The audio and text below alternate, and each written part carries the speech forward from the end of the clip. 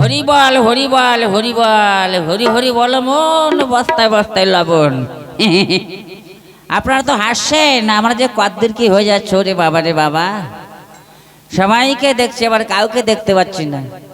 খেলা দেখতে দেখতে মাথায় চুল পড়ে মাথায় হয়ে গেল টাক, দাঁতগুলো পড়ে গালের মধ্যে হয়ে গেল ফাঁক। এখনো হলো না আমার রেশন কার্ড। মানে সব ছেলেদের মেয়েদের কত কিছু হচ্ছে, কিন্তু আমার কিছু হচ্ছে না। কত ছেলেদের কাছে কত মেয়েরা মোবাইলে মোবাইলে মিস কল করছে। কেউ বলছে আই লাভ বুলু বুলু, কেউ বলছে হ্যালো মাই ডার্লিং। চলে আমার কাছে একটা বুড়ো মেয়ে ছিল, যদি মিস কল করতো তাও মনটাকে বুঝ দিতে পারতাম, তাও হচ্ছে না। ভগবান, তুমি যে কোন বাঁশবাগানে বসে আছো বাবা, এত লোকের হাঁস মুরগি মরছে, তোমার কোনো মরণ হচ্ছে না। হ্যাঁ, আমার মনে হয় কি জানেন মায়েরা, ওই ভগবান বেটার মনে হয় বিয়ে হয়নি, ওই জন্য বেটা বুঝতে পারছে না যে যার নেই কেউ তার নেই কেউ। সামনে হলো শীতকাল, কি গাঢ় ঠান্ডা পড়েছে ওরে বাবা রে বাবা। 9টার আগে বিছনা ছাড়া যাচ্ছে না, 7টার আগেই ঢুকে পড়তে হচ্ছে। এই সময় যদি আমার একা একা চালাতে হয় তাহলে কি করে হবে। যাই হোক, এখানে দেখি টুকটাক করে একখানা গান করতে থাকি, তারপর যদি কেউ আসে তার সঙ্গে 2-4টে কথা বলাই যাবে। কিন্তু আমার একটা ভাই আছে তো, 3 মাস পরে আমি সেন্টার থেকে এলাম, কলকাতা সেন্টারিং কাছ থেকে এলাম। শালা বউটাকে বাড়িতে রেখে গেছিলাম ভাইয়ের কাছে। তা ভাই এখন কি করতে জানি, একটু ডেকে দেখি। এ ভাই, ভাই পচা,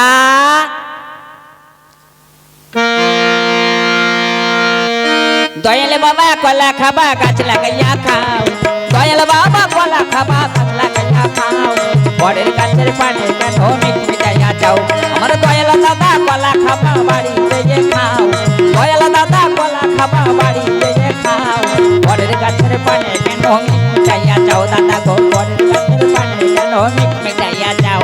এ দাদা, দাদা রে কেমন আছিস? আমি তো ভালো আছি ভাই, তুই কেমন আছিস? আমি খুব ভালো আছি দাদা, খুব ভালো আছি। এই তোকে তো অনেকক্ষণ ধরে ডাকছি, আমি মেলা কথা বলছিলাম। শালা তুই এতক্ষণ কোথায় ছিলি বলতো? ওই তো আমি বাথরুমের মধ্যে ছিলাম। বাথরুমের ভিতরে কি করছিলি? ওই তো বৌদি স্নান করছিল, তা বৌদি বললো ঠাকুরপো আমি পিঠে হাতে পাচ্ছি না, আমার পিঠটা ময়লা পড়ে গেছে, একটু সাবান লাগিয়ে দাও। তাই বৌদি বাথরুমে স্নান করছিল, আমি বৌদির পিঠে সাবান দিয়ে ঘষে দিচ্ছিলাম। ওরে শালা, তোর বৌদি বাথরুমে স্নান করছে আর তুই শালা সাবান ঘষে দিচ্ছিলি, এই হারামজাদা? হ্যাঁ বৌদি বললো তাই করছিলাম। ও শালা, তোকে তো আর আমি একসঙ্গে রাখবো না। আমি এই কদিন বাদে আবার সেন্টারিং এ যাবো, এই বড়দিন বলে তাই এলাম। আবার কদিন পরে আবার যাব, তোকে তো আর একা ফেলে ছাড়া বৌদিকে তোকে রেখে যাওয়া যাবে না। আদি আমি একই সবার মধ্যে থেকে আলাদা করে দেবো। এ দাদা, আমাকে তুই আলাদা করে দিবি? হ্যাঁ, শালা আমি যখন মাঝে মাঝে সেন্টারিং যাব, তোকে আমি আর বিশ্বাস করব না। তাহলে দে, তোর যখন মনের ওইটা ইচ্ছা দে শালা আমাকে আলাদা করে। তবে বাপের দাদা আছে, সবকিছু সমান সমান ভাগ করতে হবে কিন্তু। হ্যাঁ হ্যাঁ, তাই হবে। এখানে অনেক সমবয়সী আছে, বিশিষ্ট আছে এবং গুরুজনরাও আছে, সবাই সাক্ষী থাকলো। কেমন? আচ্ছা আচ্ছা ঠিক আছে, তাহলে ভাগ কর। শোন ভাই, আমাদের 2 ভাইয়ের একটাই ঘর, তাই তোর বৌদিকে নিয়ে তো বারান্দায় থাকা যাবে না। যা দিনকাল পড়েছে, কেউ যদি প্রত্যেক ছেলেদের কাছে মোবাইল আছে, সেখানে কেউ যদি ফটো তুলে নেয়, তাই আমি নিলাম ঘরের ভেতরটা, তোকে দিলাম বারান্দাটা। ও ভাইরা দেখছেন, এই শালা কি চালাক। এই যে কুয়াশা পড়ছে, ঠান্ডা, 10টার আগে কিছুই দেখা যাচ্ছে না। শালা এই ঠান্ডার সময় ও ঘরের ভেতরটা নেবে আর আমি বারান্দায়। শালা ঘরের ভেতর আরাম করবে আর বারান্দায় ঠান্ডায় কুরকুর কুরকুর করবো। ঠিক আছে ঠিক আছে, আমি মেনে নিলাম দাদা, বাকিটা ভাগ কর। ভাই দেখ, আমাদের তো একটাই মাত্র লেপ, তাই লেপটা সারাদিন তোর, রাতের বেলাটা আমার।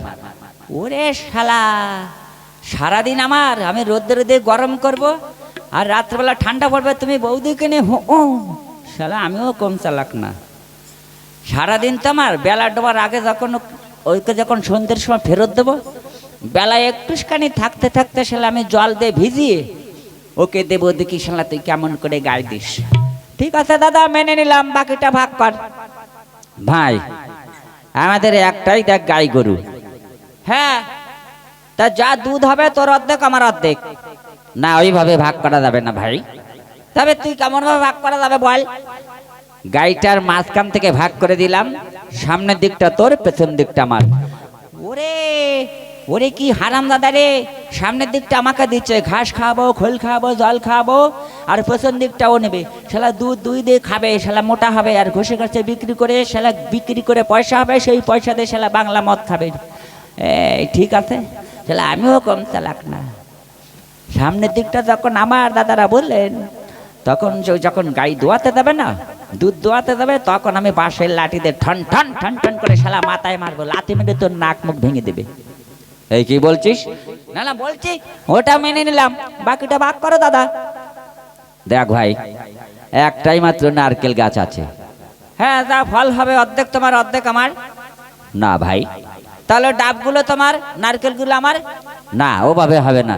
তাহলে ডাব আমাকে দে, নারকেল তুই নে। ওইভাবে হবে না। তবে কিভাবে হবে? দেখ, নারকেল গাছের মাঝখান থেকে ভাগ করে দিলাম, নিচের টুকু তোর, উপরের টুকু আমার। এই শালা সব দিকে আমাকে ঠকানোর চেষ্টা করছে। শালা আমিও কম চালাক না। নিচের দিকটা যখন আমার, তখন উপরের দিকটা তোর। যখন তুই নারকেল ডাব পাড়তে উপরে উঠবি, তখন আমি শালা গোড়ার দিকটা করে কুড়াল দিয়ে কেটে ফেলবো।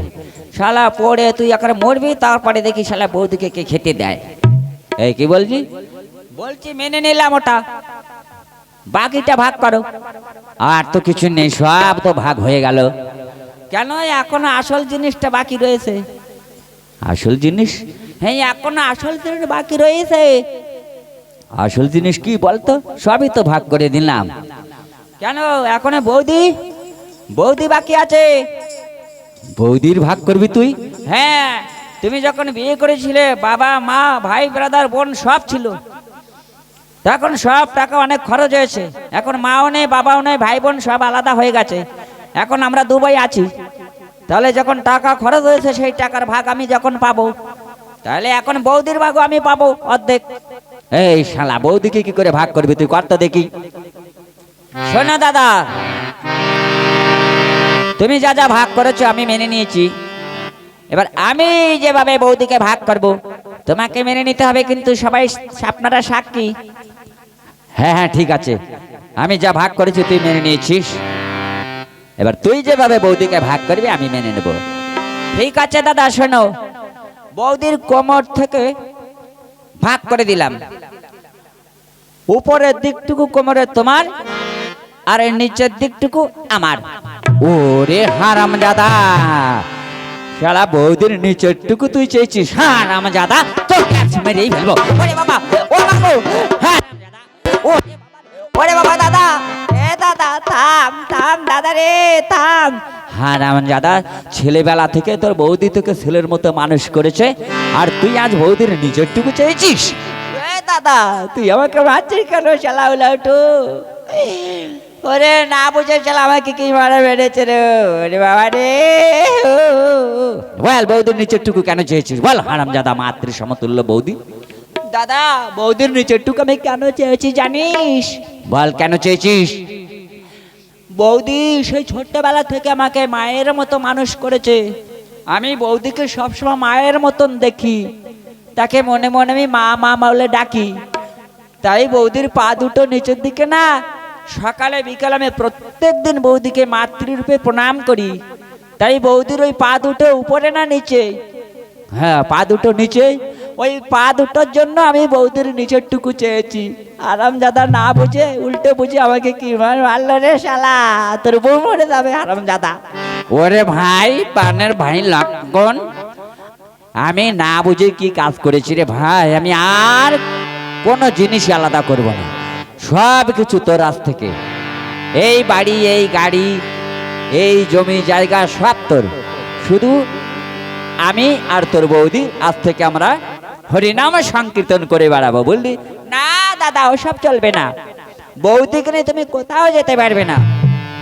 বৌদিকে নিয়ে যদি তুমি চলে যাও তাহলে আমি মায়ের মতো কাকে দেখবো? বৌদি এই সংসারে মায়ের মতন হয়ে থাকবে আমার, আর তুমি আর আমি দু ভাই সারাদিন আমরা কাজকর্ম করব, তোমার পয়সা জমবে আর আমার পয়সায় সংসার চলবে, তাতে আমাদের সংসার সুখের হয়ে উঠবে দাদা। ওরে ভাই, তুই এত বুঝিস আর আমি না বুঝে তোকে কি মার মেরেছি রে ভাই। ওই জন্য দাদা কথাই বলে, বুঝেছো? হ্যাঁ হ্যাঁ ভাই, কথাই বলে ভাবিয়া করিও কাজ, করিয়া ভাবিও না। ভাই যা আবার হয়ে গেছে, যাক তাহলে হাই ভাই, সুন্দর দেখে একখানা গান গাইতে গাইতে বাড়ি চলে যাই, তারপরে খাওয়া দাওয়া করে আবার এখানে আসবো। সমীর বাবুর বাড়িতে নেট করা হচ্ছে, তাই গ্রামের সবাইকে নিমন্ত্রণ দিতে হবে। এ দাদা, মাইকের আওয়াজ এত দূরে যাচ্ছে, আসবে। তবে অনুষ্ঠান দেখে যদি কারো ভালো লাগে, হরিচাঁদ গুরুচাঁদ পুতুল নাচের সঙ্গে যোগাযোগ করবেন এবং সাবস্ক্রাইব করবেন। যা তোর বৌদিকে পাঠিয়ে দে তাহলে। ঠিক আছে দাদা, বেশি সময় রাখবি না, ঠান্ডা পড়ছে কিন্তু। বৌদি হলো আদরের জিনিস, বললি? আচ্ছা আচ্ছা ঠিক আছে, ও আমার জিনিস আমি সামলে নেবো, তুই পাঠা যা।